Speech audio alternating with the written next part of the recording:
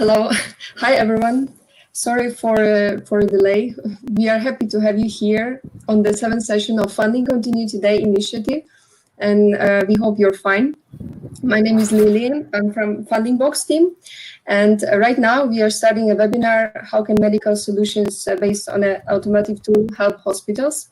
For that, we invited Sławomir Potash. He's the CEO and founder of InMotion Labs, a Polish company developing car scanner, ANPR InMotion, and MEDIbot.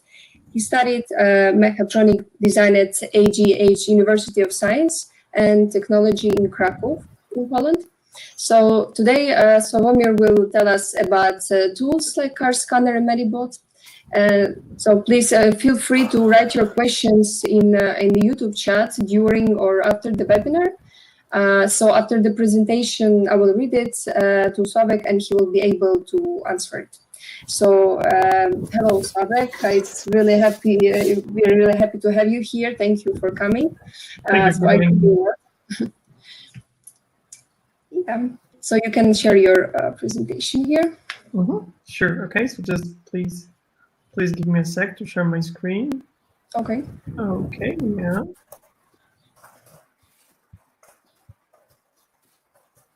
Can you see my screen right now?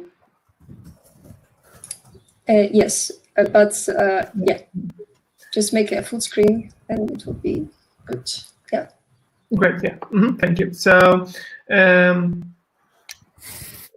what we are developing is a solution that is aimed at the automotive scene to pretty much make a 360-degree documentation of cars. And the way it works is that we actually have a robot that automatically goes around the car using a magnetic strip as a navigation of around the car. And the way it works is that it makes high quality documentation, but it also have like a module that enables people to actually make an interior documentation of the car's body. And after the documentation is being generated, it is sent to the cloud, synchronized, analyzed, and then the end result is generated, the report itself.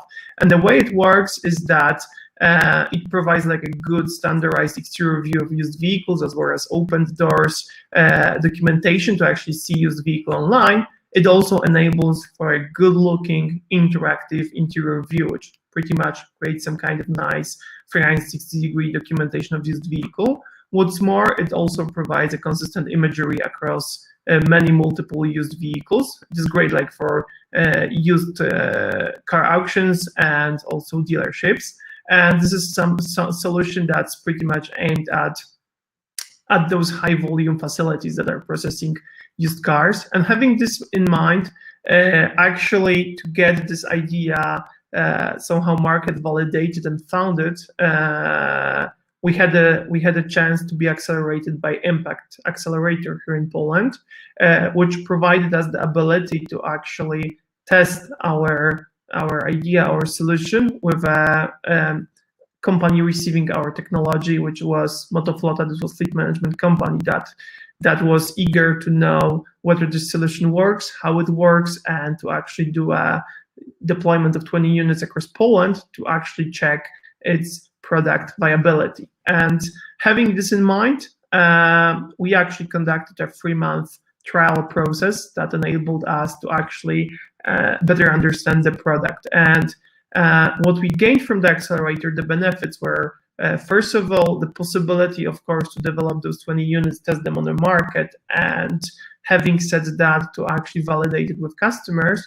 What's more, it also enabled us to actually have a certain, I would say, product roadmap around things like its viability in the car services, as well as features that are missing, as well as if the idea is good enough to be further commercialized, or they think that the use case, the market segment doesn't work at all. So having this in mind, it's definitely something that we highly recommend because it enables pretty much a company to go from pretty much early stage to a market validation quite fast. And this is one of the pictures of the deployments that we did. So this is pretty much one of the car dealerships in Poland.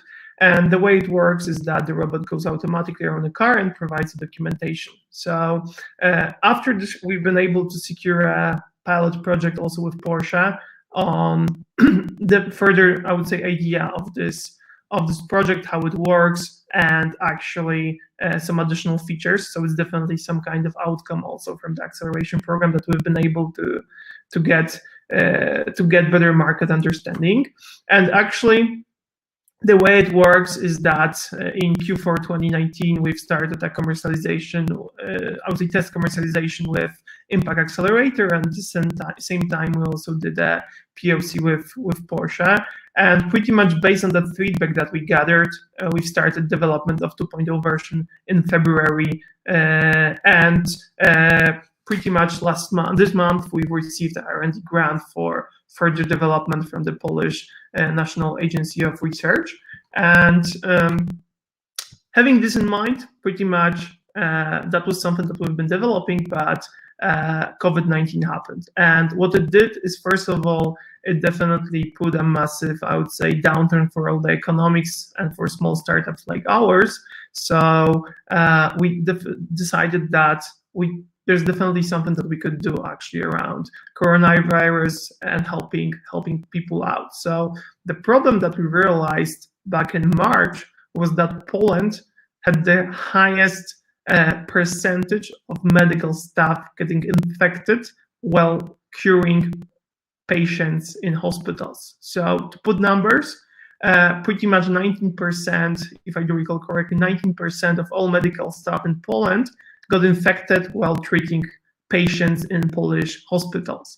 So we thought that there must be some kind of a way actually to treat this and to help patients not infect the doctors. And we thought that because we do have some experience with moving stuff around using some actuators and motors and things like that, we could actually provide some kind of robot, like, for example, guys in Italy did, to help in those situations and to actually mitigate the risk of getting infected and to introduce some kind of prevention by robotizing some of the features, some of the actual tasks that are recurring tasks in hospitals. So we did a market research around what was available in the market, and there were those video consultation robots available, for example, that were deployed in Italy. There were also food delivery robots that I think were deployed also in Southeast Asia around food delivery. And the third type of robots, so those were those UVC light robots that were doing disinfection of the areas. So that was like the state of the art around what's right now happening in the market of COVID-19 robotics. So what's more, also major players in the automotive industry also shifted their I would say focus into helping fight COVID-19 to ramp up production of ventilators and things like that. So we actually thought that we would provide in some kind of short sprint a robot that's being controlled using a web platform and a local Wi-Fi to actually enable doctors, while having, like, let's say, PlayStation pad, to remotely control the robot and actually help the infected patients remotely. And what we decided to do was to actually chop off the top part of our existing robot that we've developed together with Impact, and actually to replace the top part of the robot with medical equipment and see if it's a viable use case for the patients. So the features that we thought are a must-have are, first of all, disinfection, so that way the robot itself doesn't infect the patients and the doctors. The second thing was the possibility to do food and drugs delivery from doctors, from medical staff, to the infected patients that are lying in the beds. Third of all, video consultations, which would actually enable remote conversation between the doctor and the patient. Fourth of all, remote control, which would enable actually the robot to be cheap, in a meaning that it would not go out autonomously around the hospitals, which pretty much enables us to lower the cost of the robot. And last but not least, medical inspection. So things that actually make it possible to inspect the patient's body remotely. So things like oximeter to check the saturation of the blood, so the level of of oxygen in the blood, as well as heart rate monitor, thermal vision camera, and digital stethoscope. So having all those features combined, what we come up with is something that we call MEDIbot. So this is like a 10-week sprint project that we decided to do quickly to deploy it in the hospitals, and that's like the early stage render of our solution. And the way it works is that, first of all, the robot can go to actual patient while being remotely controlled. It has this arm that can swing up and down to adjust itself to the height of the bed and to the head of the patient. Our general assumption is that we would focus on the patients that are awake, that are in a good enough condition to actually have an interaction with the robot. And the robot would have oximeter, digital stethoscope, food tray for medicine and for food and for water, and also digital thermal vision camera that's underneath the tray, and the tablet to actually provide a cheap and easy way to communicate between the doctor and the patient. And the robot, after having an interaction with the patient, would be driven into the disinfection station that would automatically decontaminate the robot and also its payload within just 2 to 3 minutes. And afterwards, the robot clean can go back to the doctor. The doctor controls it using regular computer joystick, and then he can actually add some additional payload or something like that. So this is, for example, a video of our prototype that we developed in like roughly 8 weeks, and this is a demonstration that shows how the robot looks and how the robot works. So the way it's being controlled is a regular PlayStation pad, and the robot itself transmits the video to the doctor so that way he can navigate. And then the doctor has this ability to actually measure the temperature of the patient, to have the video call, and also to actually make some simple medical checks. So that's something that we're right now doing. And actually, we are hoping to have like first hospital deployments within next 14 days from now. That's the like close-up shot of the robot itself. Yeah, here's also a video from yesterday from the Polish Prime Minister checking out what's going on with our robot as he was visiting yesterday Łódź in Poland, where we had the chance to demonstrate this very quick product that we came up with to help fight COVID-19. So we're looking at first deployments pretty much within next 14 days. And yeah, thank you so much for your attention. Thank you, Sławek. It was really inspiring and a really great presentation. I wish you good luck with your MEDIbot. I hope it will be really helpful for patients and for doctors as well, and not only in Poland. Yeah, so if I will check the chat now, maybe someone has some question. Okay, there is one question. Where do you see the main investments being spent in your area? So if you could just repeat the question. So where do you see the main investments being spent in your area? I guess it's about the MEDIbot product.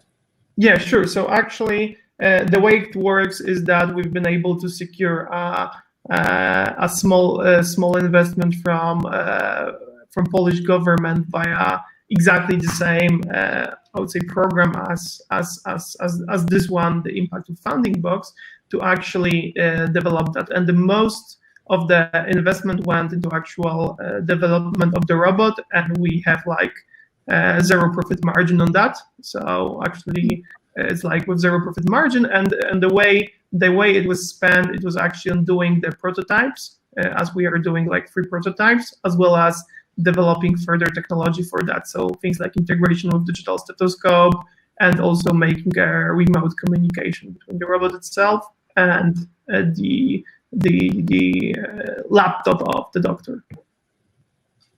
Okay. I'll check if there are any other questions. For now, no. Maybe let's wait a few seconds. Maybe someone is typing. Maybe I have a question a bit more generic, but that could be interesting for our audience. For you as an entrepreneur, what has been your biggest challenges? Could you also provide a couple of tips of learning that you have gained in the last times? Yeah, sure. So 3 things I would say. First of all, watch out who are you collaborating with, because we do have like, plenty of mistakes that we did in the past. We also have like, some debts in our company that we right now try to repay and things like that, due to, I would say, trusting to wrong people. So that's definitely be cautious about who you work with. That's one thing. Then the second thing is that definitely it's like being an entrepreneur is definitely a huge hit actually for your mental health, for your physics and everything. I mean, there are countless times when you get a massive hit. So being an entrepreneur is some kind of sine wave. So you really need to be, I would say, ready for that. That even if you have like the best possible intentions, thing can work out exactly the opposite way, sometimes due to reasons that are completely, out of your control. So that's definitely something, this mental health part, it's extremely difficult also to tackle so many times. And third thing is that I would say right now with coronavirus, it's definitely something that changes so many different, I would say, aspects of our general life, that everybody has to, I would say, somehow adjust to a new post-COVID world. And what I mean by that is, first of all, for example, there are some areas in the market that will change, or pretty much, I would say, they will not exist anymore. Like, for example, right now, for example, in Poland, like 40% of taxi drivers in the cities are having like huge debts, and they stopped working. They pretty much halted their services delivery due to that. So that's like a huge hit. But at the same time, for example, e-commerce is growing like crazy. So I would just try to advise everyone to look for opportunities and to try to figure out a way to actually have a company that will be still viable in a post-COVID world. Very good. Thank you very much. Thank you. Thank you, Sobek. It was really a great presentation. Thank you for being here with us. And yeah, we hope that like you will achieve success with the MEDIbot, and yeah, not only in Poland. So thank you so much. Thank you so much, and stay safe, everyone. Bye-bye. Stay safe also. Bye-bye. Bye-bye. Thank you. Bye.